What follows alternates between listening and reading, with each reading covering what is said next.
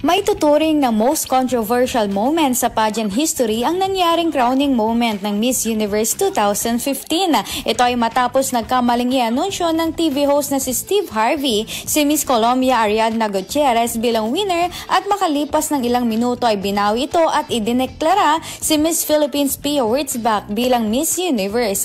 Hindi naman naitago ni Miss Colombia ang pagkadismaya nito sa pangyayari. Pero fast forward naman sa present dahil makalipas ng 8 years ay reunited muli si Pia at Ariadna sa isang fashion event sa Paris. Sa mga litradong pinost ng dalawa sa social media ay tila nakamove on na nga ang beauty queen sa pangyayari. Inilahad din ng Colombian model sa kanyang Instagram story ang kasiyahan nitong makatagpo muli si Pia. Sobrang ikinatuwa naman ng pageant fans ang litrato ng dalawa na ayon pa sa ilan na ito na nga ang reunion na kanilang pinaka-aabangan. Para sa ating entertainment news, Radyoman Adrian Suarez, Tatak, RMN.